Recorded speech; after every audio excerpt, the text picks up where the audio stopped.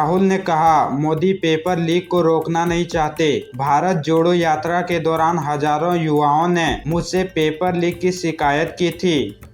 NEET exam विवाद पर राहुल गांधी ने गुरुवार को प्रेस कॉन्फ्रेंस की। कहा, भारत जोड़ो यात्रा के दौरान हजारों युवाओं ने पेपर लीक की शिकायत की थी। अब नीट पेपर में घोटाले की बात सामने आई है और एक पेपर रद्द हो गया है। खबरें थी कि पीएम मोदी ने रूस यूक्रेन के बीच लड़ाई एक फोन करके रुकवा दी थी। गाजा और इजराइल की लड़ाई भी एक फोन करके रुकवाई थी। कुछ कारणों से नरेंद्र मोदी भारत में पेपर लीक नहीं रोक पा रहे हैं या रोकना नहीं चाह रहे हैं। नीट यूजी एग्जाम को कैंसिल कराए जाने की मांग को लेकर देश भर में प्रदर्शन हो रहे हैं। लखनऊ यूनिवर्सिटी में छात्रों ने शिक्षा मंत्री के इस्तीफे की मांग की है। इस बीच शिक्षा मंत्री धर्मेंद्र प्रधान ने एनटीए के अधिकारियों के साथ बैठक की। हायर एजुकेशन सेक्रेटरी संजय मूर्ति ने एनटीए के director general doctor Subodh Kumar Singh से मुलाकात की। वहीं सुप्रीम कोर्ट ने गुरुवार को हुई सुनवाई में नीट यूजी काउंसिलिंग पर रोक लगाने से फिर इनकार कर दिया है। कोर्ट ने कहा कि आखिरी सुनवाई के बाद परीक्षा कैंसिल होती है तो काउंसिलिंग भी कैंसिल हो जाएगी।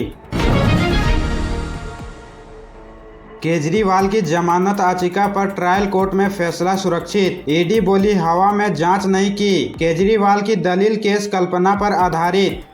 दिल्ली शराब नीति केस में गिरफ्तार हुए अरविंद केजरीवाल की जमानत याचिका पर राउज एवेन्यू कोर्ट में गुरुवार 20 जून को लगातार दूसरे दिन सुनवाई हुई। जज न्याय बिंदु की वेकेशन बेंच ने ईडी और केजरीवाल की दलीलें सुनने के बाद फैसला सुरक्षित रख लिया है। ईडी की ओर से पेश हुए additional solicitor general ASV Raju ने कहा कि ईडी ने हवा में जांच नहीं की है। केजरीवाल के खिलाफ पुख्ता सबूत है, उन्हें बेल नहीं मिलनी चाहिए। वहीं केजरीवाल की ओर से पेश हुए वकील विक्रम चौधरी ने कहा कि केजरीवाल के खिलाफ पूरा केस सिर्फ कल्पना पर आधारित है। केजरीवाल को 21 मार्च को अरेस्ट किया गया था। 1 अप्रैल को वे तिहाड़ जेल भेजे गए। सुप्रीम कोर्ट ने 10 मई को उन्हें अंतरिम जमानत दी थी। जमानत पर 21 दिन बाहर रहने के बाद 2 जून की शाम 5 बजे केजरीवाल ने तिहाड़ जेल में सरेंडर किया था। बुधवार को केजरीवाल की न्यायिक हिरासत खत्म हुई थी, जिसे कोर्ट ने 3 जुलाई तक बढ़ा दिया था।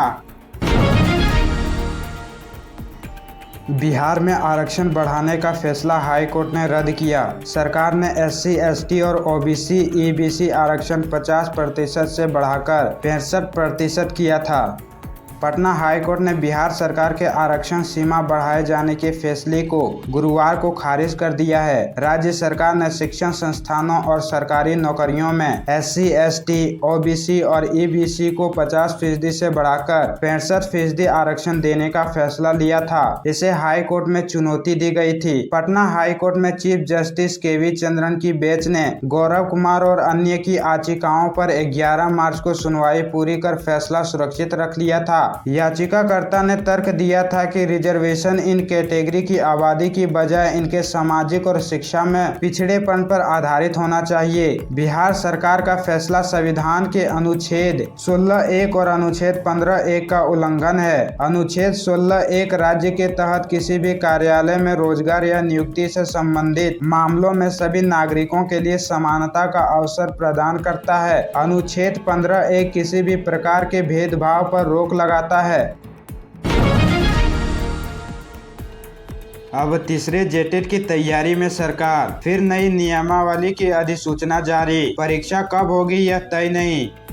राज्य में 8 साल बाद एक बार फिर शिक्षक पात्रता परीक्षा होने की उम्मीद जगी है। सरकार इसके लिए तैयारी में है। शिक्षक पात्रता परीक्षा की नियमावली में संशोधन के बाद अब नई नियमावली की अधिसूचना जारी कर दी है। स्कूली शिक्षा व साक्षरता विभाग की ओर से झारखंड शिक्षक पात्रता परीक्षा नियमावली 2019 में संशोधन करते हुए झारखंड शिक्षक पात्रता परीक्षा नियमावली 2022 लागू की है। विभाग की ओर से नई नियमावली की अधिसूचना तो जारी कर दी गई है, पर परीक्षा कब ली जाएगी यह तय नहीं है। जबकि शिक्षा का अधिकार अधिनियम के तहत शिक्षक पात्रता परीक्षा हर साल लिया जाना है, जबकि राज्य में पिछले 10 वर्ष में मात्र 2 शिक्षक पात्रता परीक्षाएं हुई है। पहली परीक्षा वर्ष 2013 और दूसरी वर्ष 2016 में ली गई थी। इसके बाद से झारखंड में कोई परीक्षा नहीं हुई है। 2019 में बनी परीक्षा नियमावली के बाद भी कोई परीक्षा नहीं हुई। अब जारी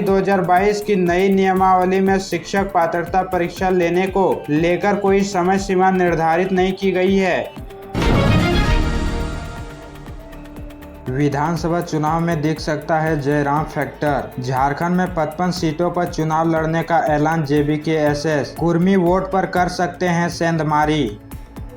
लोकसभा चुनाव के परिणाम आ चुके हैं। केंद्र में सरकार भी बन चुकी है। झारखंड की 14 लोकसभा सीटों में से एनडीए के हिस्से 9 और इंडिया गठबंधन के हिस्से 5 सीटें आई। राज्य में नवंबर-दिसंबर में विधानसभा चुनाव होने हैं। पार्टियां अब विधानसभा चुनाव में लग चुकी है। आत्म मंथन और समीक्षा का दौर जारी है। इस लोकसभा चुनाव के परिणाम चाहे जो भी हुआ हो, पर झारखंड की राजनीति में एक नए चेहरे ने अपनी दमदार उपस्थिति दर्ज की है। यह चेहरा है जयराम महतो। जयराम झारखंडी भाषा संघर्ष समिति जेबीके-एसएस नाम की पार्टी के प्रमुख है। इन्हें आगामी विधानसभा में एक फैक्टर के रूप में देखा जा रहा है। जानकार यह भी मानते हैं कि इस विधानसभा चुनाव में जयराम एनडीए और इंडिया दोनों के लिए खतरे की घंटी बनेंगे। इधर जयराम महतो ने इस बात की घोषणा की है कि झारखंडी भाषा संघर्ष समिति जेबीके-एसएस राज्य के 55 विधानसभा सीटों पर चुनाव लड़ेगी।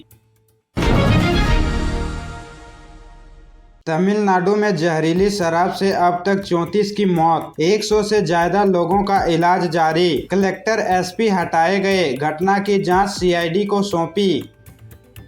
तमिलनाडु के कल्लाकुर्ची में जहरीली शराब पीकर मरने वालों की संख्या बढ़कर 34 हो गई, जबकि 100 से ज्यादा लोगों का अलग अलग अस्पतालों में इलाज चल रहा है। पुलिस के मुताबिक इन लोगों ने पैकेट में मिलने वाली शराब पी थी। कल्लाकुर्ची जिले के करुणापुरम में 18 जून को हुई घटना के पीड़ितों में ज्यादातर दिहाड़ी मजदूर हैं। शराब पीने के बाद रात होते होते इन लोगों को दस्त, उल्टी, पेट दर्द और आंखों में जलन होने लगी। पुलिस ने इस मामले के कन्नुकुटी 39 समेत 4 लोगों को गिरफ्तार कर लिया है। कन्नुकुटी के पास से लगभग 200 लीटर जहरीली शराब बरामद हुई, जिसमें मेथेनॉल मिला हुआ है। कल्लाकुर्ची में 12 एम्बुलेंस तैनात है। पुलिस के मुताबिक मरने वालों का पोस्टमार्टम कराया जा रहा है। रिपोर्ट आने पर मौत की असली वजह सामने आएगी। घटना के बाद राज्य सरकार के कल्लाकुर्ची के कलेक्टर एसपी को हटा दिया गया है। इनकी जगह एमएस प्रशांत को कलेक्टर और रजत चतुर्थी को एसपी नियुक्त किया गया है।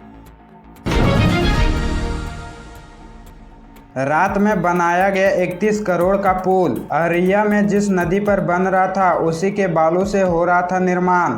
अररिया के बकरा नदी पर 31 करोड़ की लागत से पडरिया घाट का पुल मनमाने तरीके से बनाया गया। कंस्ट्रक्शन पर न किसी अधिकारी की निगरानी थी और न ही वर्कर्स को प्रशासन की कार्रवाई का खौफ। पुल के पास पहुंचने पर पुल कंस्ट्रक्शन में 3 बड़ी खामियों की जानकारी मिली। स्थानीय लोगों ने पुल निर्माण काम में लापरवाही का आरोप लगाया है। उनका कहना है कि पुल का निर्माण रात के अंधेरे में किया जाता था। जिस नदी पर पुल बन रहा था उसी के बालू से इसका निर्माण किया जा रहा था। कोविड के समय पुल का निर्माण बंद कर दिया गया था। साल 2021 में दोबारा काम की शुरुआत की गई। स्थानीय लोग निर्माण एजेंसी की कार्य प्रणाली का लगातार विरोध करते रहे, लेकिन निर्माण एजेंसी, ग्रामीण कार्य विभाग के अधिकारी और जिला प्रशासन ने उनकी बातों पर ध्यान नहीं दिया।